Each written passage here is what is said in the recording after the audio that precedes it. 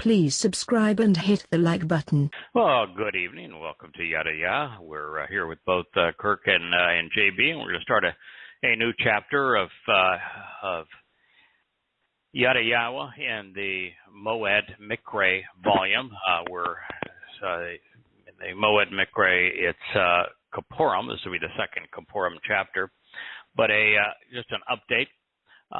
I was able, with Jackie's help and then with David's to post it, to get a new version of Written in Stone up. It is now posted on the yadayah.com site. And then in addition to that, we finally were able to publish the first volume of the rewrite of An Introduction to God.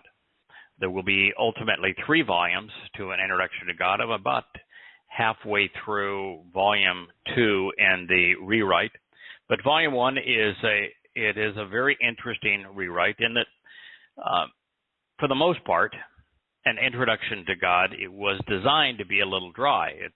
It's not designed to be inspiring, but instead to be educational, providing the tools that somebody could use to know, well, what's the condition of the manuscripts, what's the history of these various manuscripts, and how do they differ from our English translations, and what is a stem, what's a conjugation, what is a mood, how do these things go together, how do we go about translating these words. And well, I think that the first chapter is reasonably good. It's a nice introduction to the material. The second is very, very dense because it throws out lots of grammar, but it's really helpful. I mean, if you're going to verify the testimony in Yada Yahweh, it's really helpful to have that. The third and fourth chapter, however, are completely new. Unlike anything that I've written before, anything that we'd find in any one of our books. We were talking about it in the chat room with Steve, and it is it's entitled, the byline is "Why You, Why Me," is the introduction of those 2 chapters in chapter 3, and then the Last Witness is chapter 4. And what it, in essence, does is it goes through the history of Yahweh's prophetic announcements as it relates to the mission of Yada Yahweh. It begins with the 91st Psalm, because that's where it all began. And it goes through it, and it's a new translation of it, and the commentary is fresh. And then runs through what was the most important prophecy to me, which is 2 Samuel 7. I've shared that on this program many times. Every time I translate it, though, I think the translation gets more insightful, and that chapter is no exception. And there's a nice commentary, too, on 2 Samuel 7. It goes from there to Solomon's Sermon on the Mount and his introduction of the Nakri. And from there, we jump into the presentation of the Choder and the whole concept behind Yahshua introducing that in the 11th chapter. But it doesn't end there. That's really what I would say is a very good beginning of why you, why me. And then it takes the last, I think, 10 chapters of Isaiah, which are all new translations, and goes through the various Zeroah and the roles they play in awakening Yahweh's people. The why you section of it, which is where it begins, is also unique. We've talked about this before, but it appears that no one comes to Yahweh on their own volition. Our response is up to us, but it appears that at least all the examples that he gives us, that Yahweh reaches out to those people that he's interested in knowing. And once he reaches out, free will takes place, and we can choose to engage with him or not. So we don't know how that introduction might occur. It could occur that you hear something on the radio. Was your case, Kirk?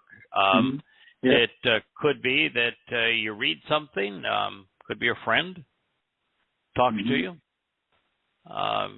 Whatever it may be, Yahweh introduces himself. And some people respond, others do not. But that's an interesting part of that material. Anyway, the website, yadayah.com, is now featuring the Introduction to God, Volume 1, and the rewritten version of Written in Stone. And there's a companion piece to the website that David has created, and David's responsible for this new website. It's really beautiful. But if you go to David's own site, and it's if you go into the community, you'll see a site that actually presents all of the passages that are translated in Yada Yah. And he has electronically done this. So, for example, if you were interested in reading Habakkuk, every passage that I've translated in Habakkuk is there in the chronological order. Every one that I've translated in Yirmiyah or Zechariah or Yashayah, any passage in the Torah, Barashith, or Dabadim. It's a really nice feature up in the upper right-hand corner of his site that you can read. And it also has an excellent search engine built into it for any topic that you might be searching for. So kudos. We've done a really good job, I think, of presenting the material online. Also, we talked about it last week, but there now are, Jackie's done a spectacular job. There's now a hardback version, 7 by 10 inch, beautiful hardbacks of each of our books, in addition to the 6 by 9 paperbacks. I think the paperbacks are more comfortable and easier to read, but boy, the hardbacks are gorgeous. They are fitting the message that Yahweh has conveyed to us inside. So thank you, Jackie. Jackie's warning is, though, that if you wanted to order the most recent, which is Volume 1 of An Introduction to God, it's called Dabadim Words, she'd prefer that you wait a couple of days, maybe to the first day of the week prior to doing it. She's been doing some adjusting of things like spine position, and we found a few typos even after we had done all of our editing. All right, so we're going to begin now. Kapodim, Reconciliations. It's chapter 2. It's a prophetic portrait. It's the most interesting prophetic portrait I think there is.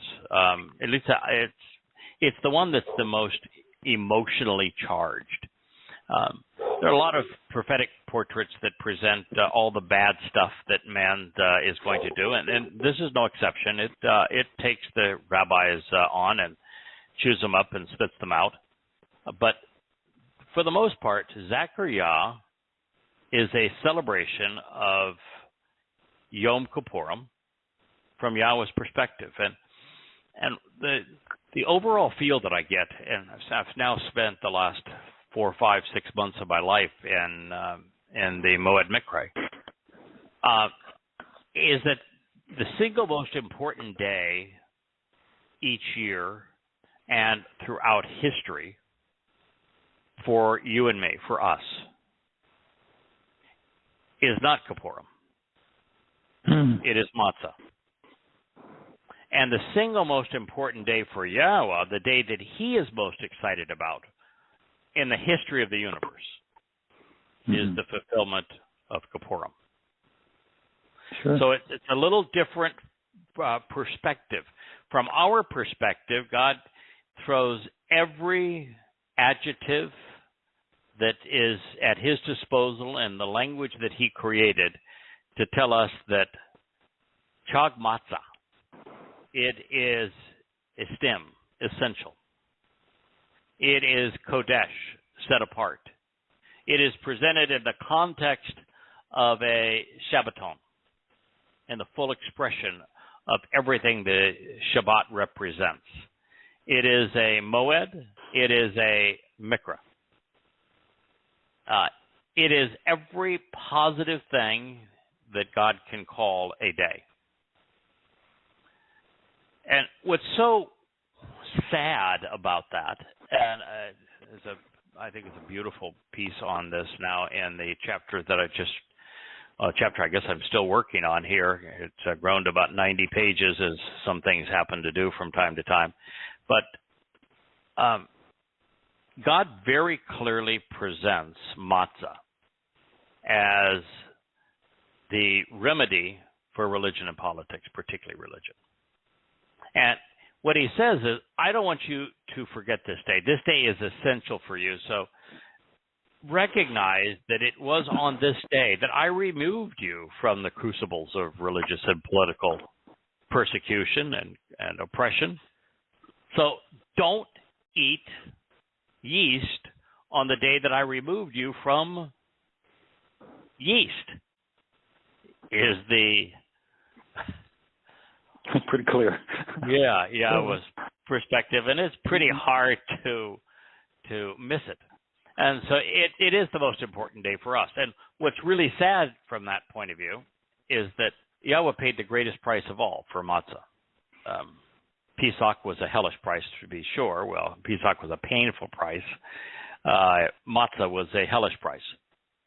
And yet, if you look at rabbinic Judaism, these nincompoops, I hope that's not a strike and we strike out again by calling rabbinic Judaism a religion of nincompoops.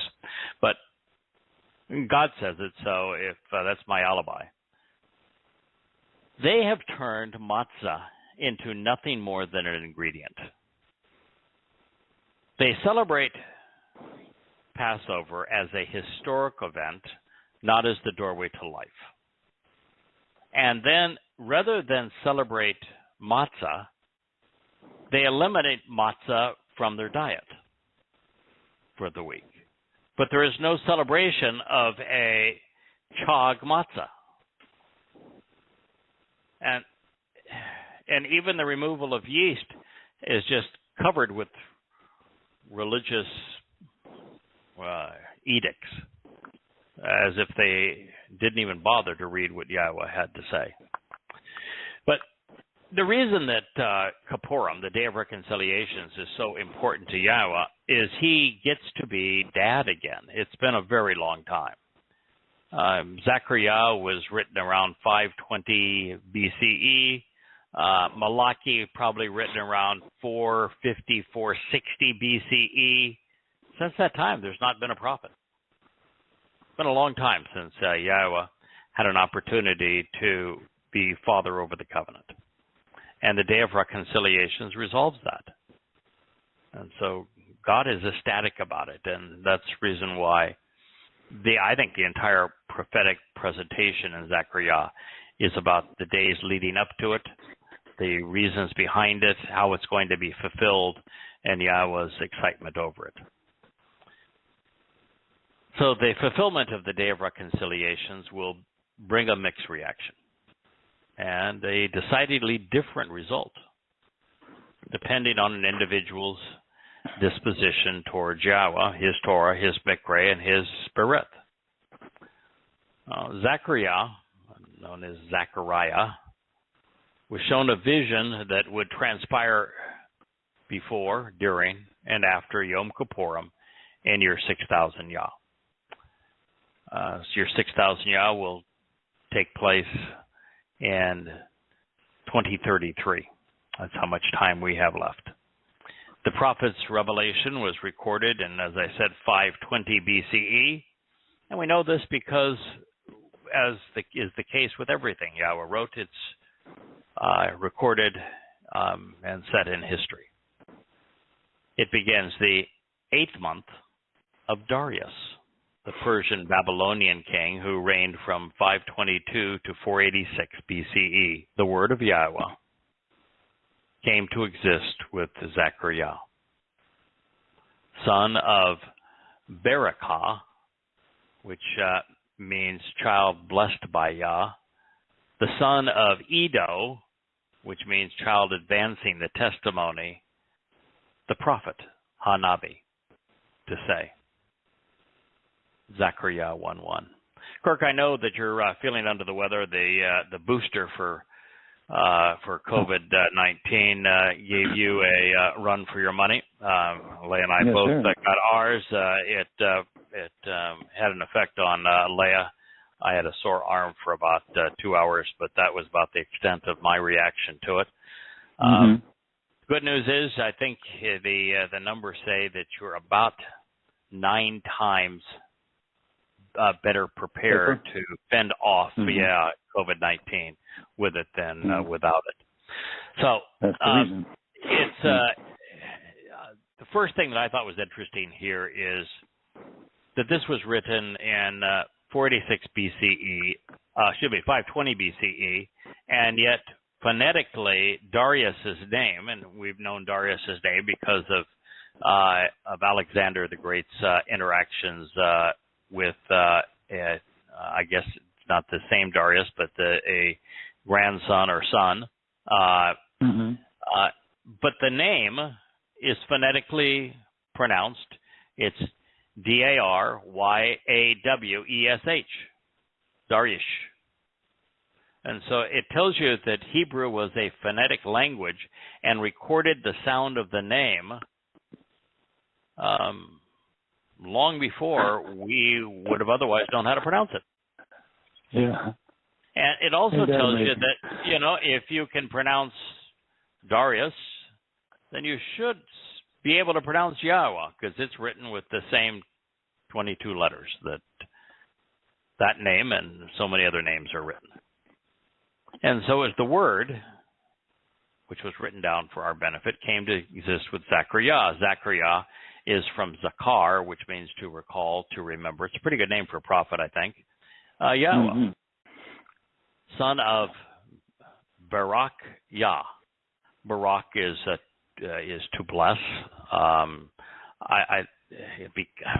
like to talk about it from its verbal root too, because Barak is based on a verb that is written identically that speaks of getting down on one's knees to lift someone up. So Barak is the image of a parent kneeling down to lift up a child. Baraka Ben, son of Edo, child advancing testimony. Did you look up any of those names or words in the opening statement? Yeah, I actually looked up all three and kind of asked myself, well, what specifically are we to remember when you call somebody that? And obviously, the biggest emphasis is on Kippurim, on what he's done, what we're going into now, and how our reconciliation depends on this event or theirs, and more so than ours, prematurely. And then Barak is interesting because Yahweh blesses, or you're blessed by Yahweh, and I looked at the letters, and I asked myself, well, how does Yahweh bless us? And that's changing our perspective. If you look at the letters, I went from that view. By changing our perspective to the path that leads to the doorway to eternal life. And then he has a grandfather, which is Edo, and that was a really interesting little jaunt down through the lexicons and all, and we know on that one, that's a personal perspective, looking just once again at the letters. Personal perspective focused on the door to life and the increase, and I always include now, just to be very clear that we're talking about the life dimensionally as well as numerically. You may have a large family, but that's not the blessing you're looking for. You're looking for the whole family to be with Yah and to be like Yah. And then Ido, which is the same word, means, which is interesting because it's a feminine testimony and witness. Well, the dot I connected was, okay, we're talking about the Ruach Kodesh, or the spirit set apart, or the set apart spirit that helps and guides us to be witnesses, and certainly to Zachariah. And then there's Ud, which is the verb.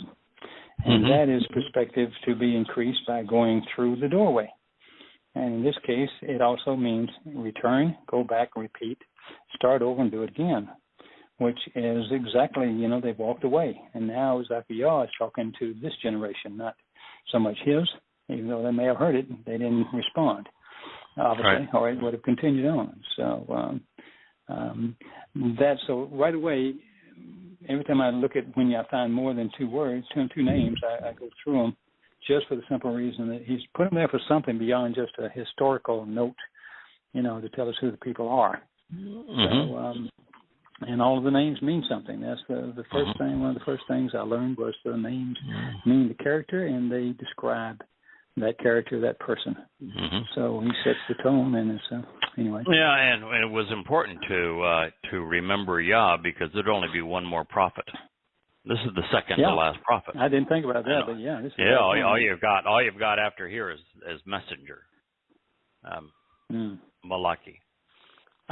One of the things that is unique about Yahweh's prophets is that Yahweh's prophets don't say much about themselves. I mean, this feller, Zachariah, said, my name is Zachariah, and this was my father's name, and this was my father's father's name. So, I want you to know that I'm a real person. This was who I was born to. But the crux of that sentence is that the word of Yahweh came to exist with Zechariah. And that's true with all of the prophets. Malachi doesn't speak of himself. He speaks of Yahweh and for Yahweh and with Yahweh. And the same thing is true with Moshe and the Torah. The same thing is true with Yashaya. That's what is so radically different in the so-called Christian New Testament. There is no Yahweh speaking in first person, and there isn't a single book that speaks for Yahweh. And the entire Torah, prophets, and Psalms, that's all they do. They speak for Yahweh. That's amazing. And when you read a book that doesn't speak for Yahweh, it doesn't belong. What's it for? Yeah. For whom? And Yahweh typically speaks of two things.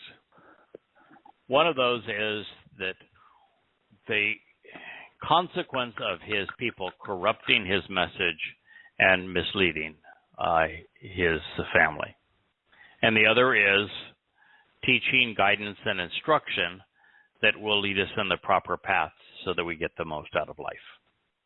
Those are the two things he has to say. So the primary differential, as I say, between a true prophet and the frauds is that with the true prophets you see Yahweh consistently, dependably, truthfully, consistently speaking through him. All right, so what's his first statement? It is, again, now we're only in his first sentence, and he mentions Yahweh's name again. Yahweh was antagonized by and displeased with, katzaf, your fathers, because of their discord and their dissension. Zechariah 1:2. There is a propensity in religious circles to cast God as man would like to see him. It's been true throughout time when you're dealing with the decadence of Greece and Rome and in the most part Egypt and Babylon and Assyria and all of them, their warlike nature and their immorality. You'd find the gods were the same. Yeah, the gods were cavorting around and murder was common among the gods, all sorts of conspiracy and conniving and the like. And so when you have the real deal, the actual creator of the universe, and he is willing to communicate directly to you, and you find that he is antagonized, well, now he's just not like the gods that man has made, because the gods man has made, those gods are ecstatic with their religion. This God is disgusted with their religion because he's a real God. But this notion that God is always happy and super loving and open arms, pure and utter rubbish. If you're religious, God is antagonized by what you're doing. He is displeased. He is provoked. He is enraged. He is adverse to you. And all of the archaeological discoveries taking place throughout Israel show a couple of things. One is that Jews have lived in Israel for a very long time, that even prior to King David in 3000 BCE, or 1000, I'm sorry, BCE, 3,000 years ago. The second is that everywhere you look, there's pagan artifacts. And so there's just no hiding from the fact that God's antagonism and animosity is justified. Mm-hmm. At this time in particular, now this is almost 500 years after Dode, which was the best that Jews ever were, the best Israel ever was, already enormous amounts of discord and dissension, altercations. They've fragmented and splintered the relationship. Therefore, say to them, this is Yahweh speaking in first person, that this is what Yahweh, third mention of his name now, of the spiritual implements, proposes and requests. Return to me. Turn around, change your attitude, your direction, your perspective regarding me, and come back to me. Call, imperative. Call means to genuinely, actually, literally return, and the imperative means it's your choice. Urgency. Yeah.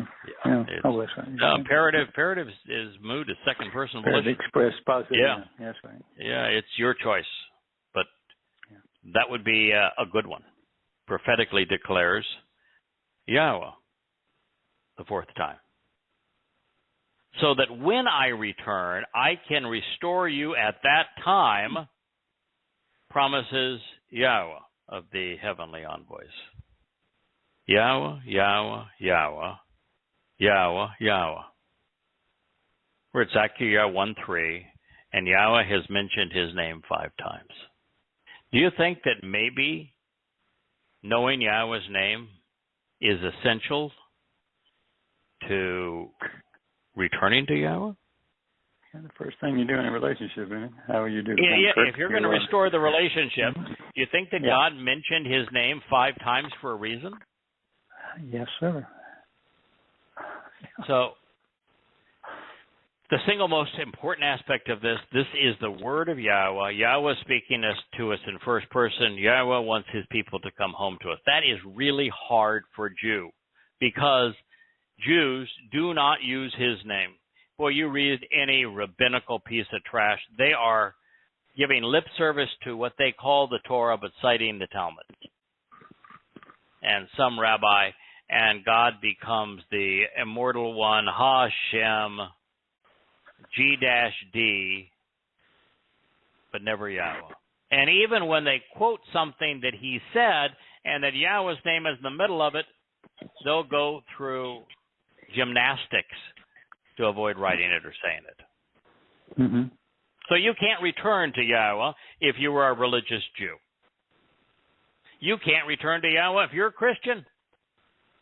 There's no Yahweh in Christianity. God, I was just disgusted. I wanted to puke today. President of the United States, and using American taxpayer dollars and all those fancy cars flying the American flag, pulls into the goddamn Vatican. Right around the obelisk that, erected to worship Egyptian gods. And the heart of the most satanic organization in the world today. And he goes and has a long discussion with the Pope, who is the head of the most immoral organization probably in human history.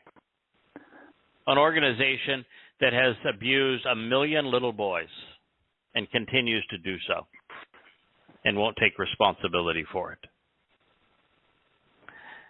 And the Pope himself is a communist. What a disaster. It made me sick to see that. And the Pope's grand advice was twofold. One is keep taking communion. You might as well be feeding feeding yourself rattlesnake venom. Wow. There's only one time you eat unyeasted bread, and you do so in avoidance of religion. It's on matzah.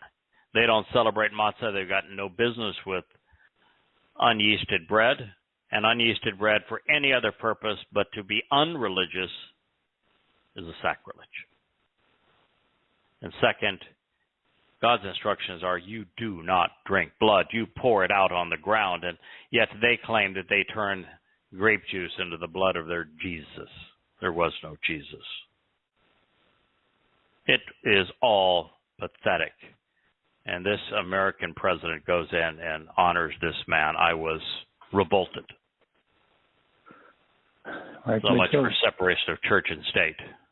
You know, if he, out of office, wants to fly on his own dime into Rome and hail down a taxi cab and go there, shame on him, but that's his choice.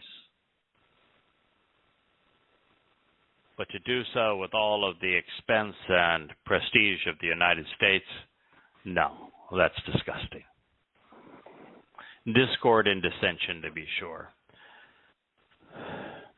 So therefore say to them that this is what Yahowah of the spiritual implements proposes and requests, return to me. Prophetically declares Yahweh of hosts, so that when I return, I can restore you at that time.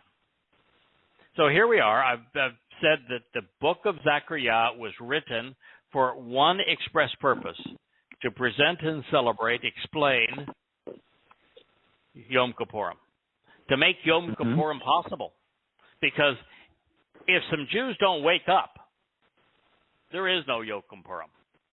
I mean, right now, the only Jews that would be taking advantage of Yom Kippurim are in the covenant family, and are part of those that have come via reading and listening to these books and programs. And God deserves better than that. And so God is being explicit here.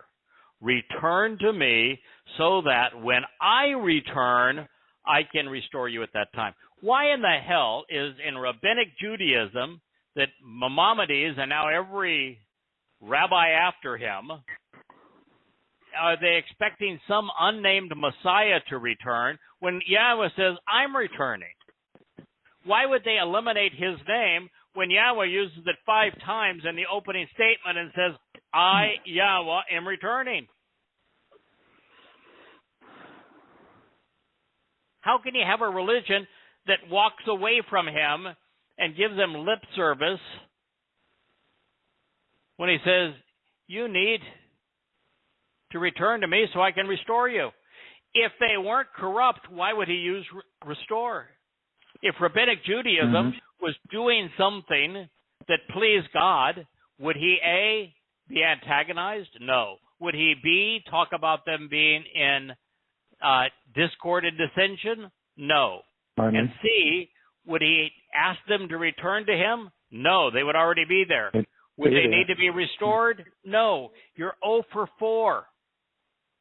Rabbinic Judaism is 0 for 4 on the single most important day to Yahweh.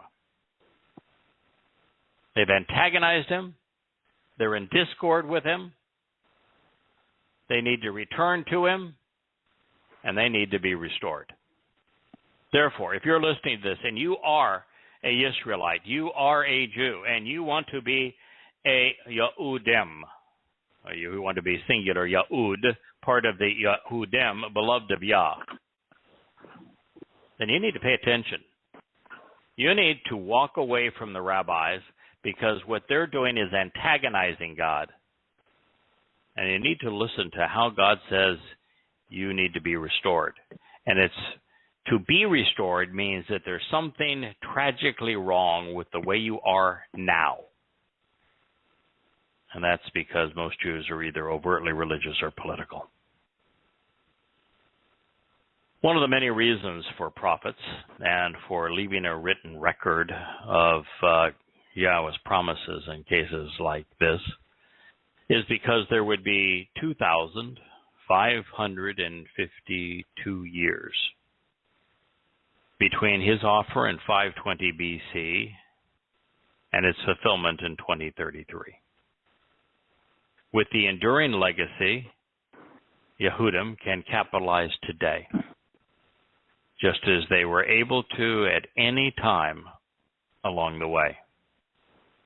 Yahweh is indeed disappointed with his people. And, this is not a Pauline Christian rant where we've made up a story of Jews having conspired to and connived to kill Jesus. A, there was no Jesus, and B, if they actually orchestrated his death, we ought to be thanking them because the Passover lamb doesn't do us any good unless it is sacrificed. And then, of course, Christianity went on Paul's letters and those he influenced to say that God got upset that Jews were conniving against him, and therefore he withheld heaven from them and decided that he would replace them with Goyim. None of that is true. It is all a vicious lie. This was written to Israelites and Yehudim, Jews. It's Jews, yes, who are estranged from God. But so are Christians, so are Muslims, so are secular humanists. The difference between the Christians who are estranged from God and the secular humanists who are estranged from God and the Muslims who are estranged from God is that God's not calling them home.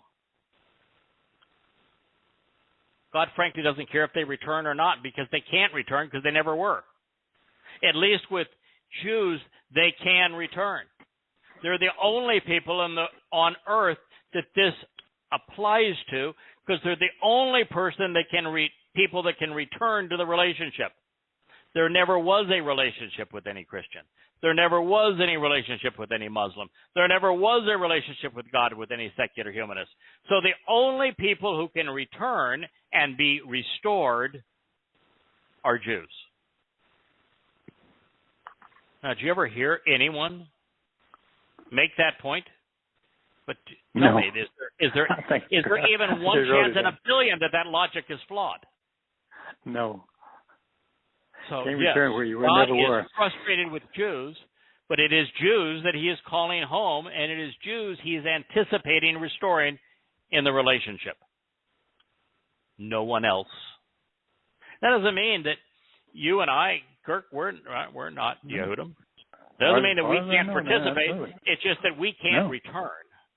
We can't be restored because we never were previously. We can come anew. I can be adopted. We can come anew and be adopted.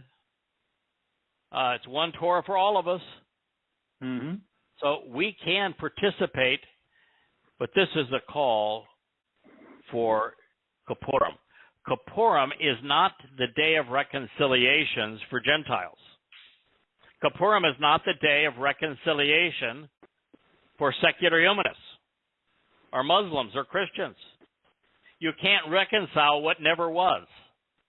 And so this is a celebration of reconciliations, and the reconciliations is Yisrael with Yahweh and then collectively with Yahweh. When we as Goyim, and covenant members as Goyim, celebrate Yom Kippurim, what we're doing is we're celebrating the role that we can play in assisting Yahweh in calling his people home. We're celebrating what we're doing right now. We're celebrating reading the words and sharing the words thoughtfully of Zechariah. Now, well, I think that what David did on his website, which is linked to from the Yada Yahweh website, where he presented just the passages as they are. And therefore, on that site, you could look up Zechariah and you could read Zechariah 1:3. There's more to it than that, folks. There just is.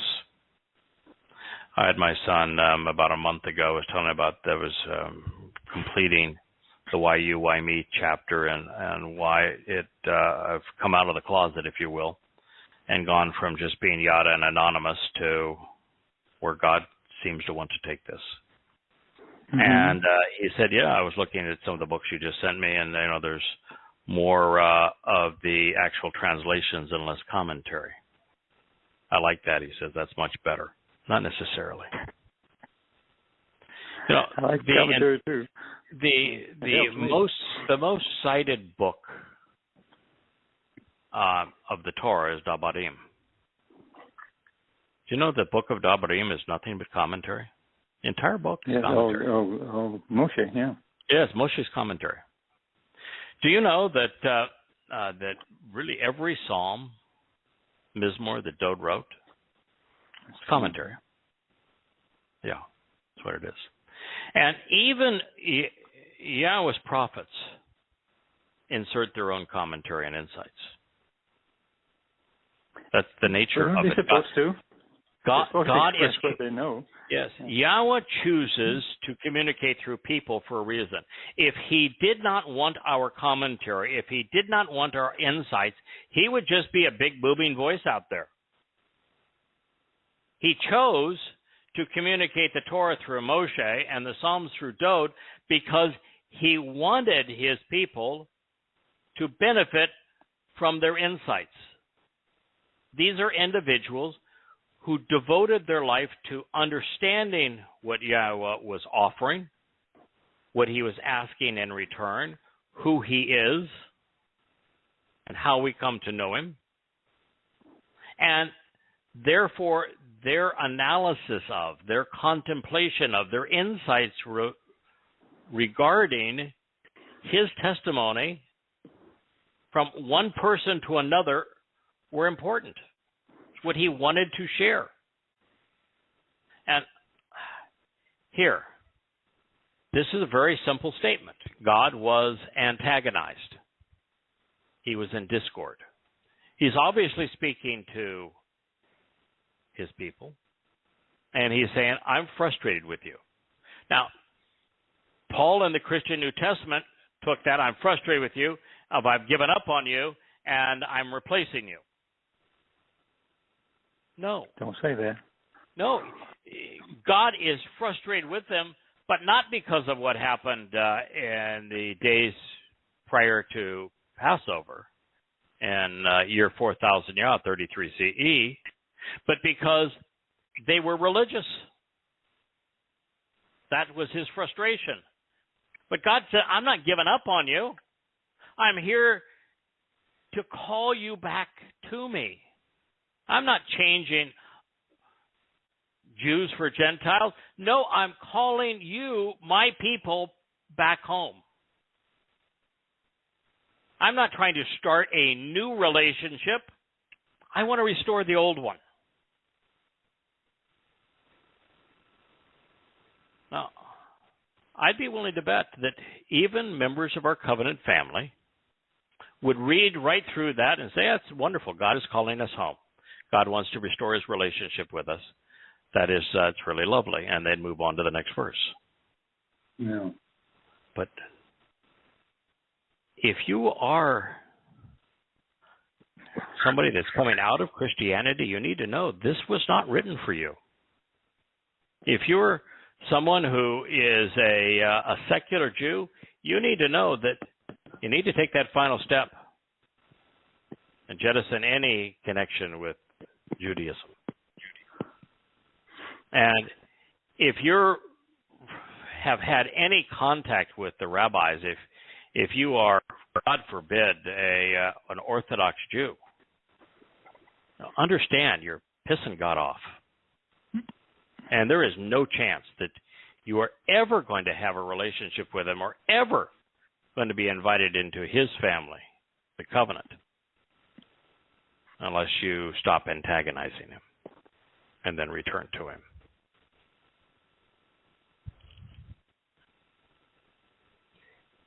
You'll also notice that this statement, in addition to mentioning Yahweh's name 5 times, most of the times that Yahweh's name was mentioned, it is Yahweh Shabbat. And it's said a lot. Yahweh's name is not Yahweh Shabbat.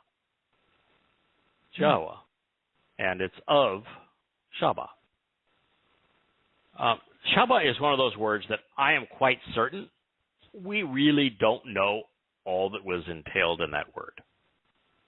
Because it was just rendered hosts, and that was just it. And what in the hell is a host? Is a host the person that throws a party? If it is, then okay, that's a pretty good term, but I don't think that's how they mean it. Yeah, I was throwing 7 parties every year. He is our host, but then he would be Yahweh the host, as opposed to Yahweh of hosts. True. Sabbath is typically rendered in most lexicons as warriors, as armies of those who are arrayed in battalions ready to fight. And what I think the connotation is of that, to the degree that it's accurate, and I don't like to go beyond what either the letters will tell us or the lexicons will tell us, because then I'm moving into the area of speculation beyond the verbal roots. But to the degree that this is a regimented group of implements, and the Shabbat is clearly of Malak. The Malak comprise the Shabbat. Malak are spiritual messengers, heavenly representatives. By using the term Shabbat, which has a militaristic content to it, they aren't armed. There's a couple of them that had swords, but those swords were basically lightsabers saying, you don't come into the garden. That they're not out there fighting battles. So there's another aspect of being arrayed as in regiments in a militaristic fashion that God's conveying that has nothing to do with fighting. And so there is. No, that's correct. Yeah, the nature of all militaries is their command and control. There is no free will. That's why, when the patriotic said they're fighting for your freedom. Bull. They're fighting for my freedom. It's the least free organization in the country. One of the least free organizations in the world would be the U.S. military. You give up your free will when you become a member of the military. You follow orders. And so what God is saying is that the Malak don't have free will. And then somebody will always say, well, what about Satan? He chose to rebel. Yes, he did choose to rebel. Is it possible to choose to rebel and not have free will? Yeah, it is. What happens when a private chooses to defy an order given by a general? He gets disciplined. They made a choice, but they will quickly find that they did not have free will. They can't say, hey, it was my free will. And I'm leaving. They're either going to, depending on the severity of it, they're either going to be court-martialed, drummed out of the Corps, be imprisoned, which is likely, or be killed, depending on the consequence. They do not have free will. So you can choose to rebel and not have free will if the consequence is that there's an immediate penalty. Now, somebody would say, well, what about us if we choose to rebel against God? Is there a penalty? Well, if somebody is stupid enough to say, I want to rebel against God, and they just do it themselves, there's no penalty. They had free will, and there is no penalty. Correct. If they do it like the a-hole that's up there in the Vatican in Rome of the Roman Catholic Church, there's a hell of a consequence, because then they claim to speak for God and they led millions to their spiritual death of their souls. So you get an idea as to what God is trying to say, that the Malach aren't these cute little beings with wings and angelic smiles that I have an angel on my shoulder and they just love me so much. No, they're not loving beings. They're functional beings that are immortal in time. I happen to be quite happy with the Malach. I'm not in any way demeaning the Malach when I say this. If you're going to be in a regiment, what better regiment to be in than Yahweh's? And they have access to Yahweh. Yahweh is using them. Really, what's the difference in terms of what we do? Yahweh is using us too. Yeah. Proud to have him use it. Do we have free will? Yes. Are we therefore able to come up with some insights in what we say and do? Yes. So I think there's an advantage in that regard. But the lines of communication between the Malach and Yahweh are first rate. It's a wonderful job, and there's a lot of them. And it's how Yahweh, right? And it's how Yahweh interacts with us in this world. Beyond his word, he interacts with his set-apart spirit and with the Malach. Yahweh is disappointed that his people have listened to those who have written so many inaccurate things about him, preferring man's stifling and self-serving diatribes to his liberating and uplifting covenant. And yet, he is consistent about calling us home, people home, giving his people another chance to reconcile a relationship with him.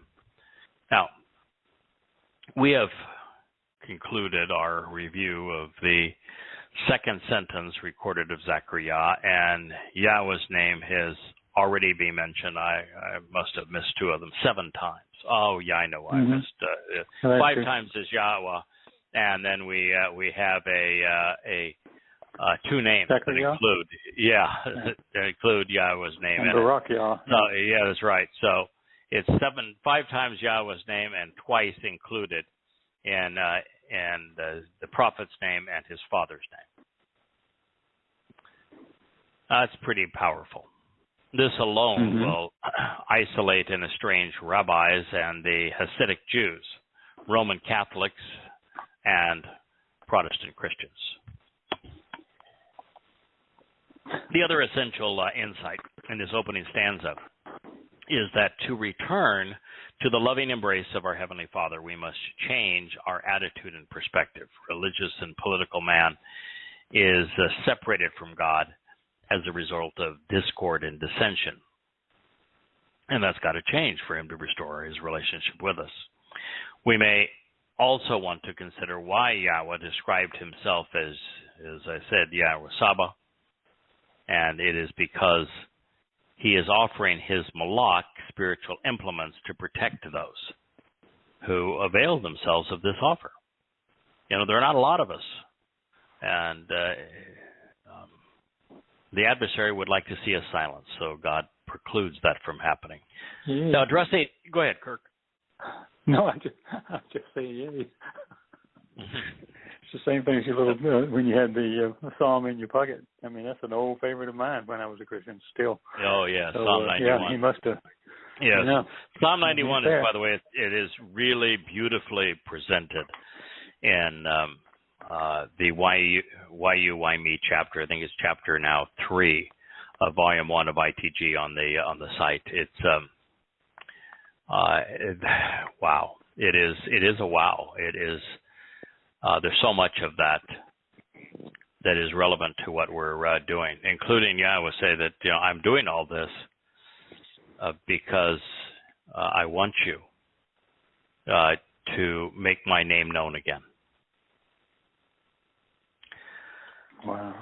Yeah. Do not continue to be like your fathers, whom the former prophets spoke, issuing a summons to them, saying, "This is what Yahweh, of the vast array of spiritual implements, says. Please return and be restored." from your improper and immoral and your disagreeable and displeasing endeavors. But they did not listen. They did not pay attention. They did not respond to me prophetically, declares Yahowah. And when we read Yirmiyah, Yashayah, the message is really consistent. It's God saying, oh my God, you're so dadgun religious. It's just sickening. Now, why of all people have you invented all sorts of false gods and now worship them? Why have you created this mess for yourself when I've been right here all the time? And yet they didn't listen. For thousands of years, God's saying, I looked for someone with whom I could work, and there was no one. No one. So God is constantly telling his people that their religion makes him sick. Please return and be restored from your improper and immoral. Ra. Every Ra word is a bad word. Bad news. Mm-hmm. Bad news. Your undesirable, your malignant ways, and your disagreeable and displeasing endeavors. You know, one of the things about Rabbinic Judaism is they're in love with their forefathers. They just love to cite some rabbi or some sage going back the years, and God says, no, they're improper, they're displeasing, they're disagreeable. Stop doing that. And they do it all the more because they do not listen. They do not pay attention. They do not respond to Yahowah. That breaks my heart. The more I'm exposed to Rabbinic Judaism, the sadder I am. And, you know, I was once a Christian, and so I shake my head at the arrogance of that religion and its error. But while I'm personally embarrassed by Christianity, God is hurt by Judaism even more. These are his people. They had every advantage. Now, this prophetic statement, as demonstrated by Nahum, is an announcement in advance of it occurring. It's a prophetic statement. So God is telling us in advance, telling people down the road, people of our time, that all along his people have been religious and disgusting. So God is speaking to his people today, as is evidenced by the opening verb, haya, which was scribed in the imperfect, thereby addressing ongoing behavior. Yahweh was then asking Israel to listen to him rather than to their fathers. Listen to him and not their rabbis. Mm-hmm. Now, Kirk, this is a blanket indictment. That's the same blanket indictment that we find in Yirmiyah and Yashayah. God's message to his people continues to be, please return and be restored from your improper and immoral ways, your injurious endeavors. That means there's no reforming Judaism. Mm-hmm. You have to reject it to be reconciled with God. Go ahead, Kirk. Now, I was going to say the Ra, you got the Ra, and then you got the Malal, and you've got with the Ra is adversarial ways, which is Satan's called Hasatan for a reason, the adversary. You have abnormal, dysfunctional actions, and with your own perspective. That's why the way it's written is you are studying your own perspective, not Yahweh's. The Ma'al was an interesting word. If you start with the M, you've got a question. You might want to question why you have a perspective using the ain and where it's leading. It's two L's, two lambs. So you have.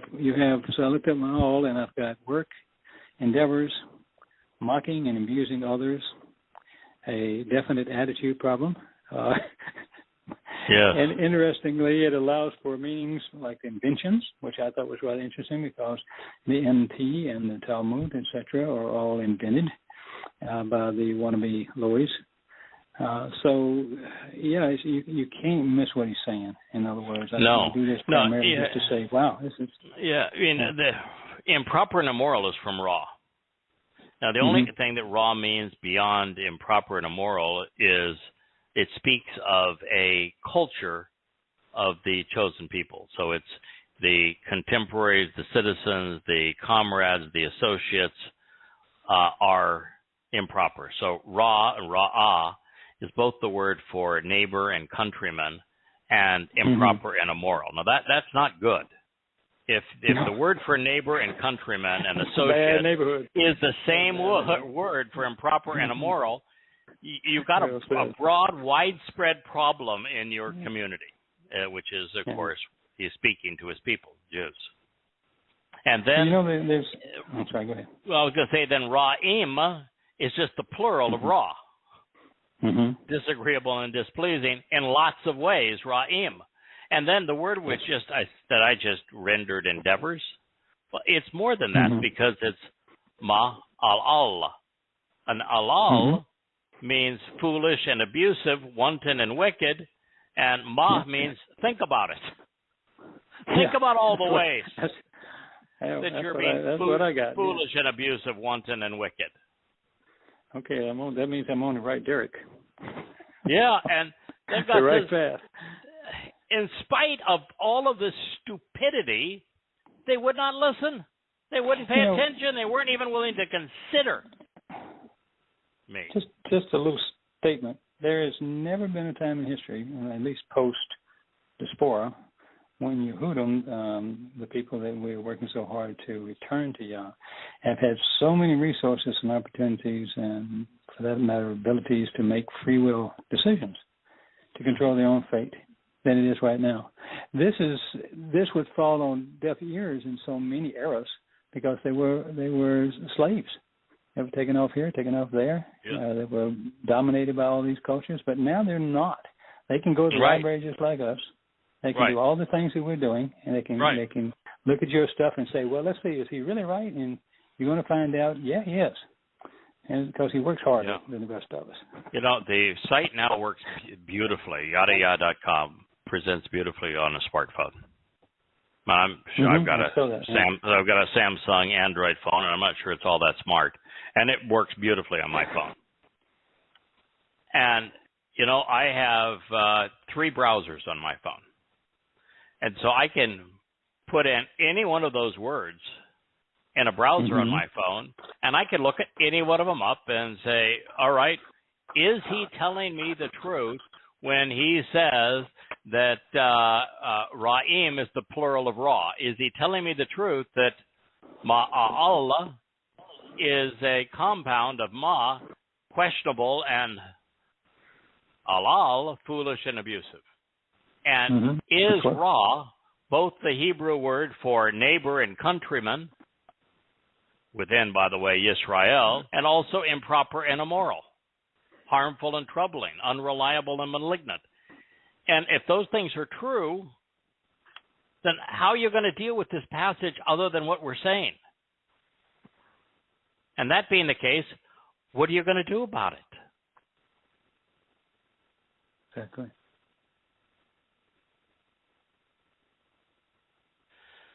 So that's a blanket indictment if there ever was one. And God's message is to his people continues to be return, be restored from being... Always shub, isn't it? Yeah, shub. From being jerks. Yeah. For God's sake. It's my desire, God is saying, but it's your choice, which is affirmed by Nah. Nah in the imperative mood said this is both, and they're both applied to shub, so it means please, but it's your option. God, I would really like you to return.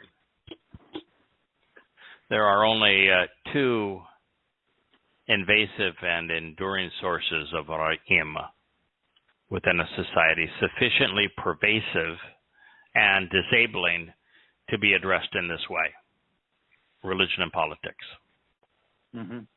And with the political governance of Yisrael and Yehudah being largely out of Jewish control, we are left with only one rational alternative.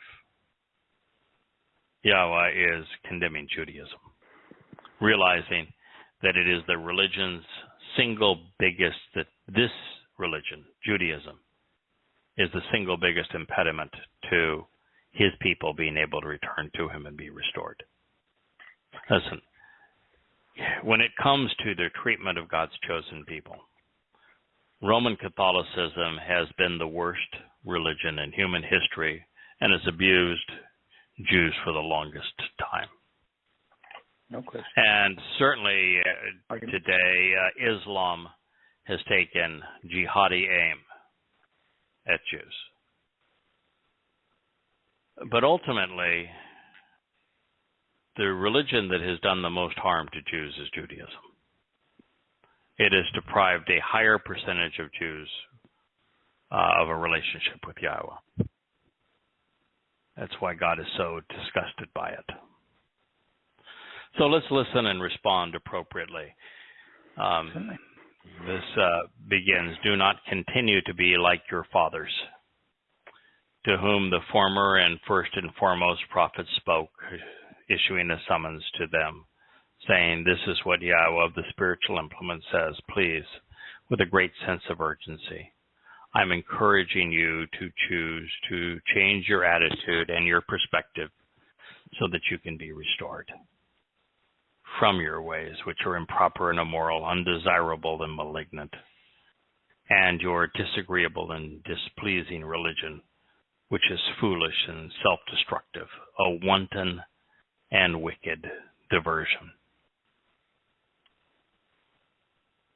Ouch. Yeah. That is the answer, but the question remains.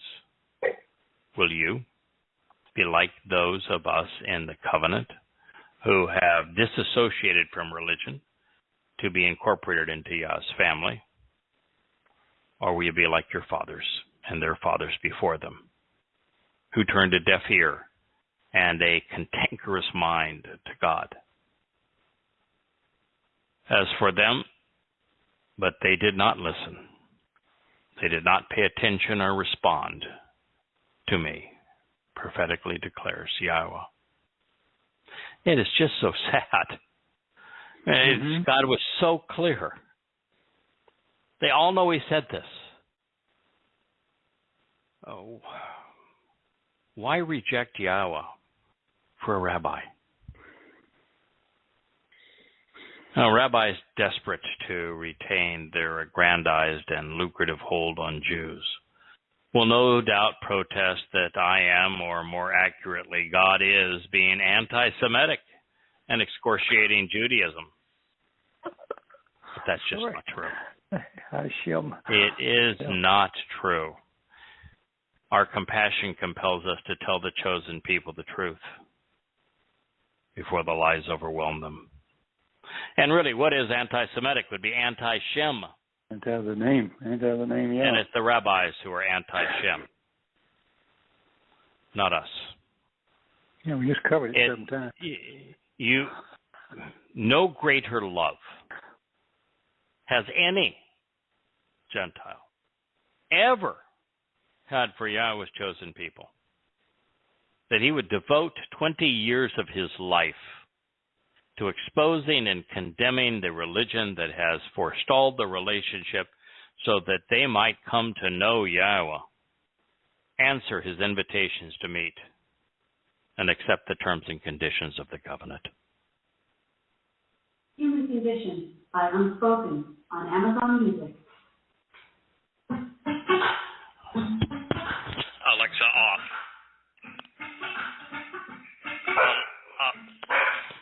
Alexa, off. Oh, goodness. 1 second. Okay. Alexa, off. I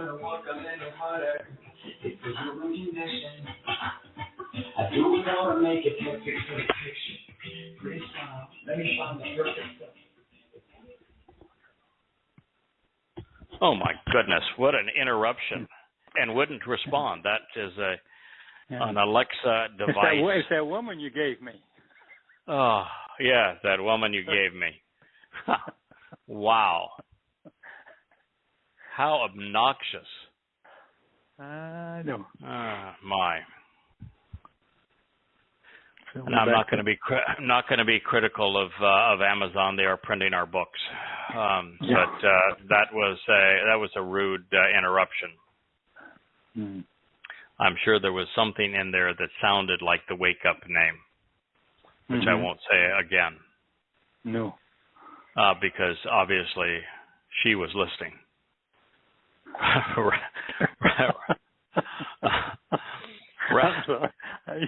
You know how low tech I am. I was reading an article. Written by an acclaimed rabbi this week. I don't know why I do this, but because we have smartphones and you get older, you wake up in the middle of the night, and so to go back to sleep, I will typically read, and I will turn to either the Jerusalem Post, or I think it's called a Route 7. It's Jerry McLaughlin turned me on. It's a little more conservative. The site's not as clean, but some interesting articles on it. I was reading an article about the rabbis, and the rabbis were this rabbi, a very highly acclaimed rabbi, was protesting that the greatest threat to Jews were Christian missionaries. He said that the Christian proselytizers, particularly those that say that Jesus' name is Yeshua. Oh, no, just Yeshua. Yeshua, which is slightly different than their name, which is an acronym, he whose name shall be blotted out. That they are the single greatest threat to Jews. They're a far greater threat to Jews than is anyone associated with specifically Hamas or Hezbollah, according to this guy.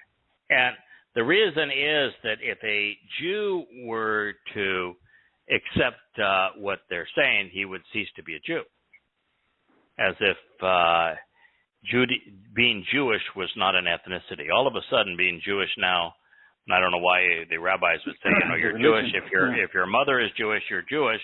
That sounds like that's an ethnicity to me. But no, they would say that you cease to be Jewish if you become a Christian in any one of their forms. Now, he says, they would claim that he's the Son of God, of course, that he is not. But what this rabbi went on to say, and we're in agreement that you can get his name right. I can, they can't. But Yahusha, who was the Passover lamb, was not the Son of God. He was the Passover lamb. He was not the Messiah. The Passover lamb. They do not recognize that he was the Passover lamb, and they don't recognize his name, and they actually write in their Talmud that he was the worst person who ever lived and is forever enduring hell. Now, they're speaking of Yahweh's soul saving us as Yosha. And they say he's the worst person who ever lived, and his soul is forever destined to hell. And they don't even believe in hell. So, talk about lost. They're disgusted.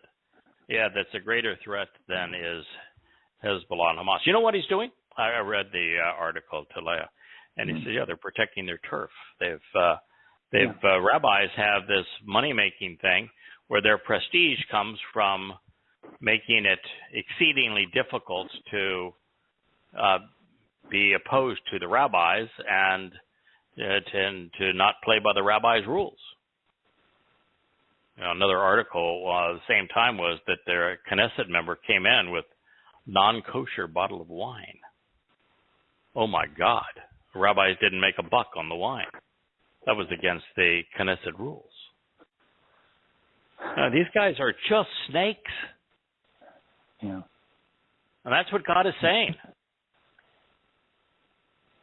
You know, it's funny that I was reading, it was just translated a passage where God was saying, you can eat whatever you want. Now, come to me. In fact, I think it was during our one of our last programs. But you come to me, and in fact, I think it's actually in the new YUYME chapter. But it's come to me, and you can freely eat whatever you want. And he specifically says milk and wine. And of all of the foods, the two that the kosher laws are the most gimme, gimme, gimme to the rabbis are milk and wine. And God predicted it 1,000 years before they enacted it, even more. But what the rabbis do with milk and wine is that milk can't be kosher unless there's a stupid rabbi overseeing what the cow eats, the milking of the cow, the transportation of the milk, and then the production of the milk. Praying, I'm sure, waving back and forth and bobbing up and down. But milk is one of those, oh man, to be kosher, that cow needs to be what? Does God say anything about milk? No, I think we would have found it. No. And then they have all these rules. Well, you can't eat, you can't drink, have anything that's dairy within 4 hours of anything that you've eaten that's not dairy. If you've eaten something that's a piece of meat, for example, you can't even have their kosher dairy for 3 or 4 hours. Oh, Heaven forbid you have a cheeseburger. But what in the hell did Abraham offer Yahowah when they were having a meal together? Curds, milk, and beef. Sounds like a cheeseburger and a milkshake to me. But God said it's milk and wine. And what is the thing about wine? That's the other one. No wine is kosher unless it's made by a kosher Jew. Huh. Why does anybody listen? Well, this is such utter nonsense. All it is highway robbery.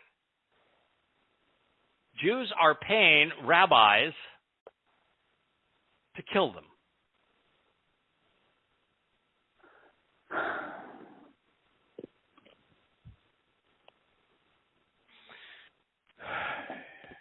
You know how you now know God's advice. What you do with it is up to you. But if you are foolish enough to choose the rabbis over Yahweh, then at least show some integrity and admit that you are worshiping men because you have rejected God. Now, this passage is especially telling if considered alongside the second of the 7 instructions that Yah etched in stone, encouraging us to highly regard our father and mother. The prophets do not be like your father's line, therefore, is one of many declarations which make it obvious that prolonged life in the promised land is predicated upon us demonstrating reverence and respect towards our heavenly Father and spiritual mother, not our mortal parents, who we've been told not to emulate. Your fathers, where are they? And the prophets, isn't it true that they live forever? Zechariah, remember Yahweh. Boy, what a lie. 1:5. Your fathers, where are they? Well, the rabbis seem to know because they conduct pilgrimages. They'll even go to the God-forsaken land of the Ukraine, where Jews were tormented in pogroms long before the Holocaust, and where the worst atrocities of the Holocaust transpired. And because there was some stupid rabbi there, they they will go to his tomb. You know, when it's about, I don't know, it was 50 or 100, but a bunch of morning coat wearing Hasidic Jews got trampled to death when they were out on a celebration. I think this was the rabbi that allegedly wrote the Zohar. He didn't. The Zohar was written 1,000 years later. But they go to his grave. That's what they're doing. They're worshiping men at their grave. So God says, where in the hell are they? Worm rot is where they are. And the prophets, isn't it true that they live forever? Oh! Ouch. So who are you going to call, huh? Yeah, who are you going to call? Yeah, because they chose religion over relationship, the Israelites have spurned their father's protection. As a result,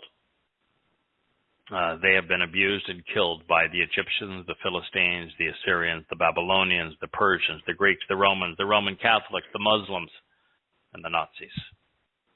By comparison, the prophets, while few, are in Shamayim. One of these days we're going to meet Zechariah. In particular, I want to meet Yeshaya. Yeah, man, I just want to wrap my arms around him and say, hey, man, you did good. My honor to know you. The lone determining factor has continued to be those whose word do you trust, God's or man? Yeah. To be with Yah, let's remember. In the 8th month, in the 2nd year, in 520 BCE, the word of Yahweh came to exist with Zechariah, son of Berechiah, son of Edo, the prophet, to say Yahweh was antagonized and displeased with your fathers because of their discord and dissension. Therefore say to them that this is what Yahweh of the spiritual implements proposes and what he requests. Return to me, prophetically declares Yahweh of hosts, so that when I return, I can restore you at that time, promises Yahweh of the heavenly envoys. Do not continue to be like your fathers, to whom the former and the first and foremost prophets spoke, issuing a summons to them, saying, this is what Yahweh of the spiritual implement says. Please, with a great sense of urgency, please, I'm encouraging you, choose to change your attitude and perspective and return so that you can be restored from your ways, which are improper and immoral, undesirable and malignant, and from your disagreeable and displeasing religion, which is foolish, self-destructive, a wanton and wicked diversion. But they don't listen. They don't pay attention or respond to me, prophetically, declares Yahweh. Your fathers, where are they? Where are they? Yeah, you know, you go to their tombs. And yet the prophets, isn't it true that they live forever? Well, let's pick up the prelude to Yom Kippurim with these dramatic words. Pay attention. Come, flee from the realm to the north, prophetically declares Yahweh. So, oi, oi! Oi. Pay attention. Come, alas, this final warning. Flee, noose, escape, be gone. Choose to depart from the realm to the north. Shaphon, everything you have treasured and hidden away as meaningful and valuable, announces in advance of it occurring Nahum Yahweh. For I have scattered you like the four winds of the heavens, announces Yahweh. Now, I think that Shaphon is likely more symbolic than it is directional. It is instructive to know that there are 7 million Jews currently living in Israel. The lands north of Israel, which Yahweh may be calling his people, would include all of the following. The United States, where there are also 7 million Jews. In fact, some say 8. France, with 550,000 Jews. Canada, 450,000. The disunited kingdom, 330,000. Putin's Russia, 320,000. Merkel's Germany, 150,000. That cesspool known as the Ukraine, 90,000. Hungary, 75. The Netherlands, 43. Belgium, 35. Italy, 34. Switzerland, 22. Sweden, 20. Turkey, 19. Belarus, 17,000. Spain, 15,000. Austria, 14. Romania, 13. Iran, 10. Azerbaijan, 10,000. Latvia, 8,000. Denmark, 7,500. Poland, 7,000. Uzbekistan, 6,000. Greece, 5,000. The Czech Republic, 5,000. Kazakhstan, 4,800. Lithuania, 4,700. Bulgaria, 4,000. Moldova, 3,800. Slovenia, 3,600. Ireland, 3,600. China, amongst 1.4 billion people, 3,200. Georgia, 3,000. Estonia, 2,700. Croatia, 2,400. Serbia, 2,100. Norway, 1,600. Finland, 1,600. In Japan, 1,200. With no other nation north of Israel hosting more than 1,000 Jews. Now, that came from the Berman Jewish Data Bank. What luck do you think you would have if you were to query how many Irish descendants live in Poland? How many French descendants live in Poland? How many Turks live in Uzbekistan? I don't think you could find a source that would give you even an estimate. Yeah. But the Jews know. This was compiled at Stanford University. This totals 10,300,000 Jews living north of Israel, in addition to the 7 million that are already living in Israel. The only nation with meaningful Jewish populations south of Israel would include Argentina with 250,000, Australia with 130,000, Brazil 120,000, South Africa with 75, Mexico, Chile, Uruguay, Panama, Venezuela, and New Zealand, even India down to 6,000. Peru at 2,500, 700,000 Jews is all that live south of Israel. So when God says, I'm going to pull you from the north geographically, well, that would be 17 million Jews versus 700,000. Mm-hmm. Geographically aside, this does not mean that Jews living south of the equator should not listen to Yahweh in return. It's just that the conditions may not be as dire in those places. Moreover, should we translate Shafon as everything that you have treasured and hidden away as meaningful and considered valuable, then it would include things like religion, politics, wealth, which are unrelated to geography. And I think that's really what God was talking about. I'm calling you away from the things that you've treasured. In advance of his return to Zion in year 6,000 Yah, on the day of reconciliation, Yahweh pleads, Oi, I am warning and admonishing you, escape to Zion, to the signs posted along the way. Daughters of Babel, confusion through commingling. For this is what was conveyed by Yahweh, the spiritual implements. I think we're going to end here, Kirk. Okay. But because I'd really like to make this an important point, and we're continuing to communicate to those who are listening on the phone.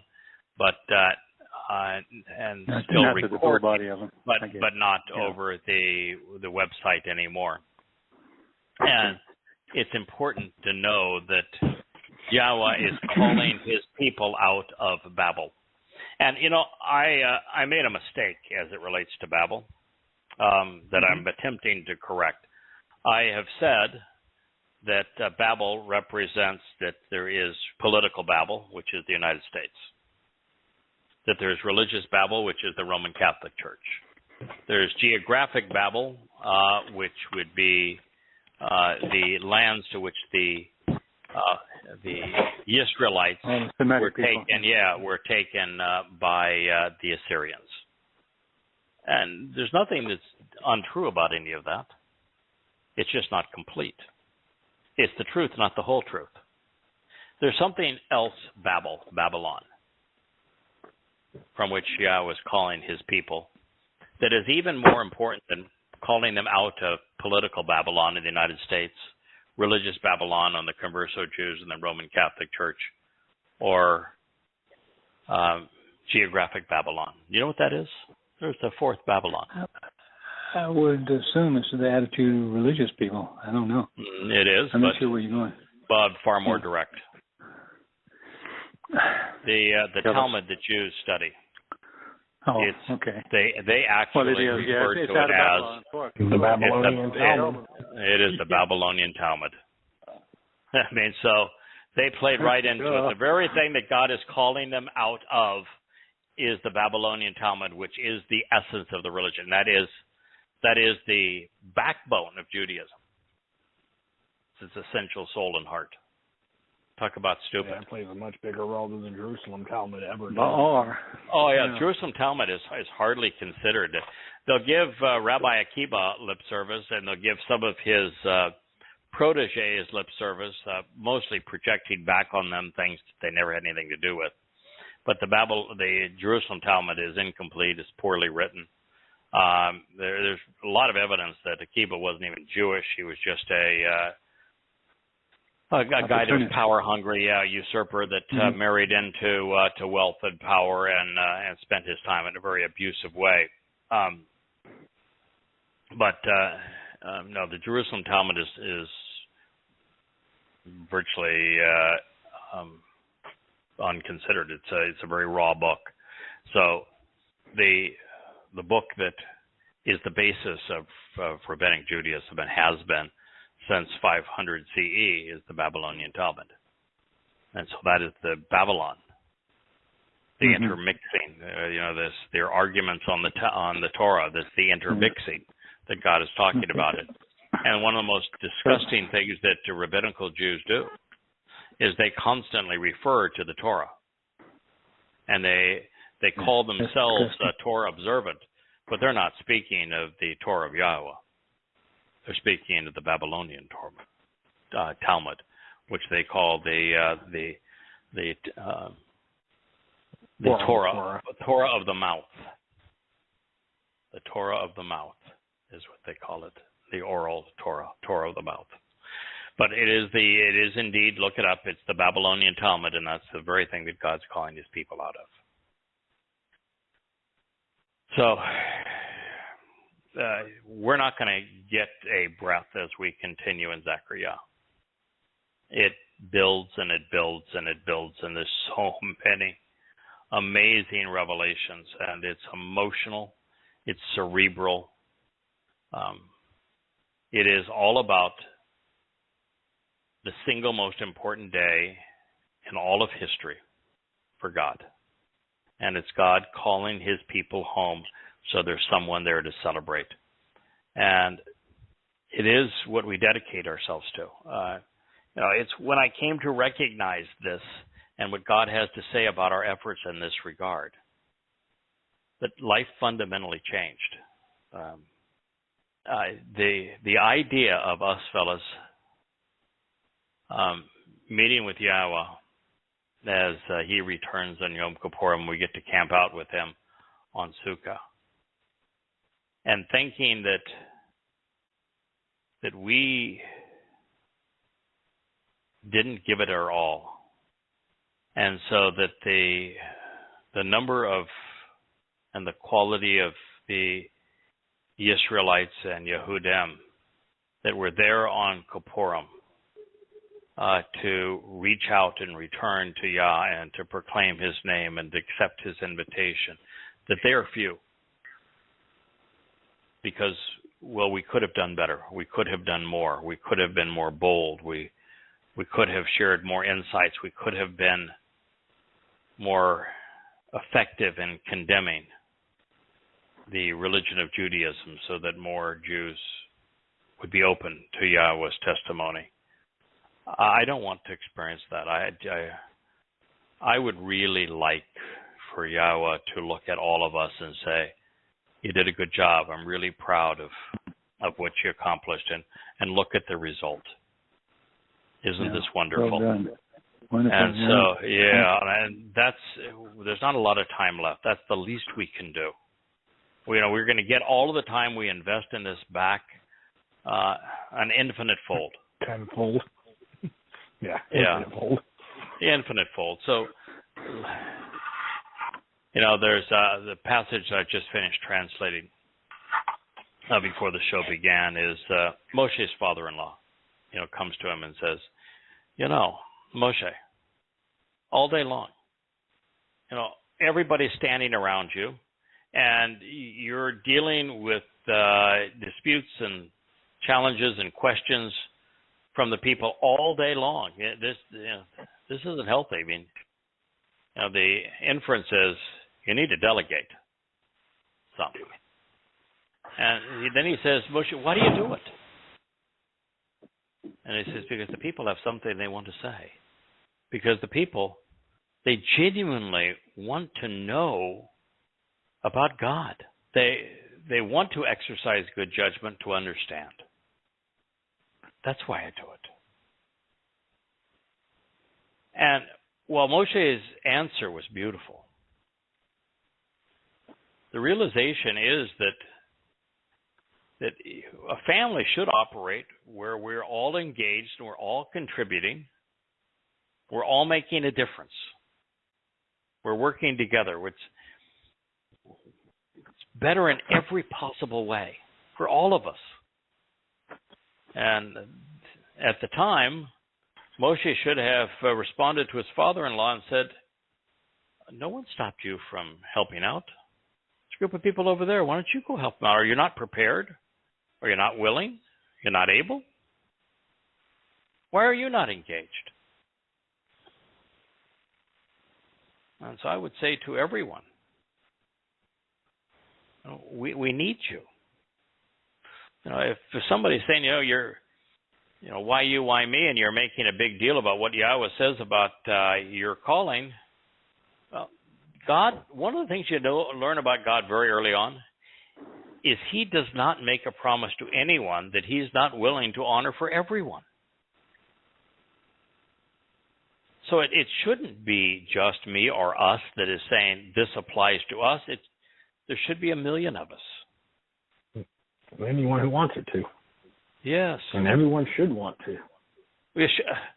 It's the greatest job in the world. It's the most rewarding, the most enlightening, the most liberating, the most enriching, most empowering. There is nothing you can do with your time that has a greater reward. And so if it was just selfish and you were trying to get the most out of this life, the most enjoyment out of this life, it's what you should do.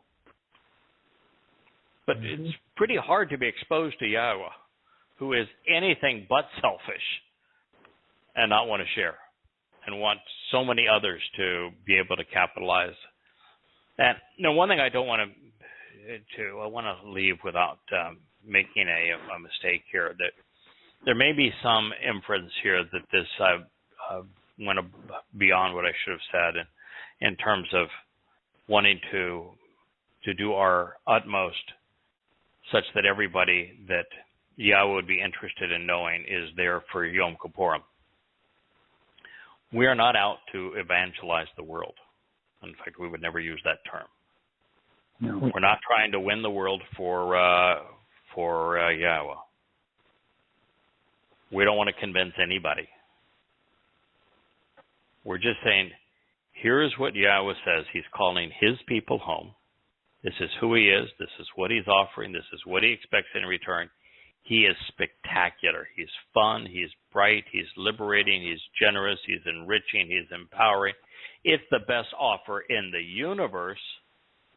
And we're not only enjoying it, but we're eager to share it. And if you're interested, come right on in. Here's that.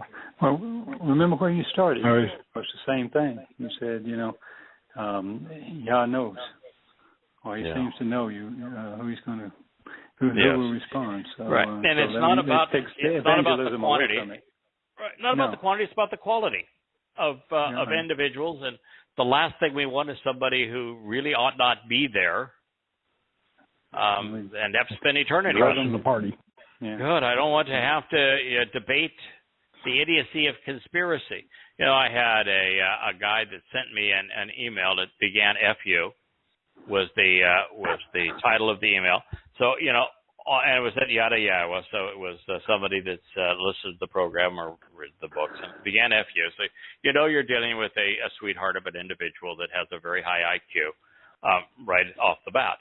And so, you're always going to a little trepidation. This must be a really articulate individual that wrote this email. And for some reason, I said it's one I hadn't blocked yet, and I clicked it, and it says that there's this video you can watch that shows that Pfizer is harvesting the ingredients for its vaccine from live babies without even having the mercy to give them anesthesia. And so they're harvesting whatever it is that they're making this vaccine out of babies while torturing them. And I just want to say, if you were that effing stupid, why would you share it? When I was a kid, one of my things that someone far wiser than me said, it's better to be silent and appear stupid than it is to open your mouth and remove all doubt. I mean, come on. Listen, I'll just say the quickest way to lose my interest in your argument is for you to send me a video and say, watch this. Yeah, of course. I automatically have no. Your opinion means nothing to me. If you can't articulate it yourself, I don't care. I'm not watching some video. Right. You can't put it in words.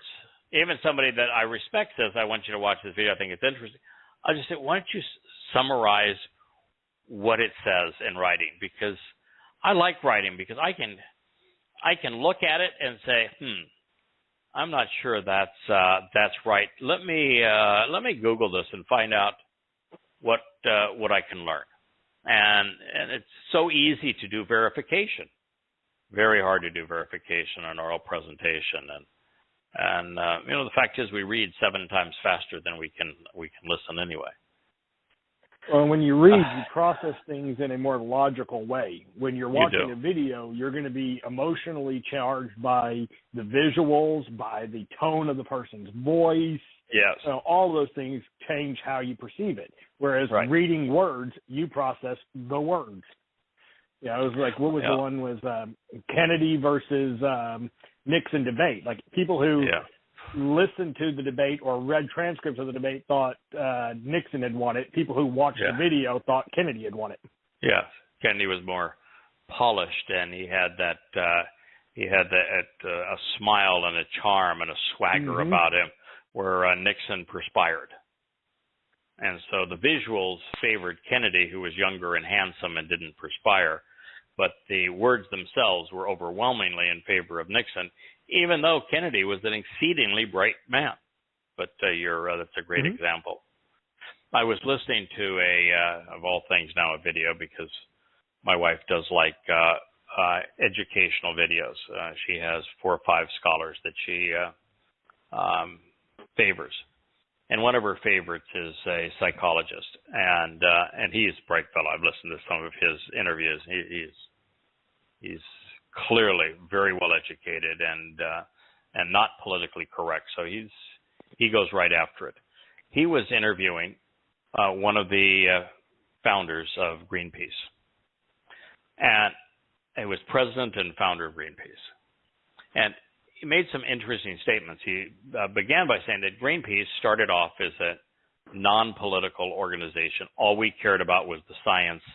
And the science said that we're wiping out whales, and that's a bad thing to do. The science said we're using atmospheric tests of nuclear bombs, and that's a really bad thing to do. And he says, so we were effective at essentially stopping the annihilation of whales on this planet, and we were effective in stopping atmospheric testing of nuclear bombs. That was a worthwhile thing to do. And then he said that because we became effective doing these things, we were able to raise money and build an organization.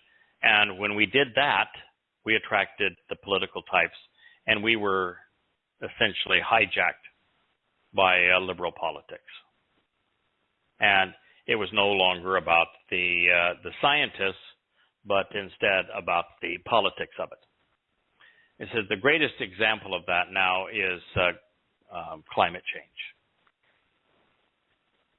He says there is absolutely no material correlation between man and climate change. The science is completely faulty. And he says that's my bailiwick. I'm a student of this. He says, now, if I were a young professor doing studies, I couldn't say that because all of the funding comes for those that want to advance the same claim. He said, is climate changing? Absolutely. But the history of this planet and the forces that affect our climate are so far beyond the scope of man that we have a tiny effect on it, and there's nothing we can do to reduce those trends. We could take all of our industry and not make a dent in it. And so it is a great example of science being overtaken by liberal politics.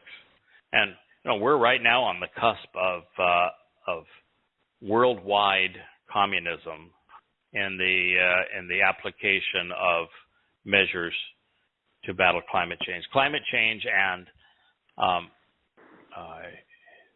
coronavirus have given the liberals in charge of world governments a green card to control people's liberty and their livelihoods.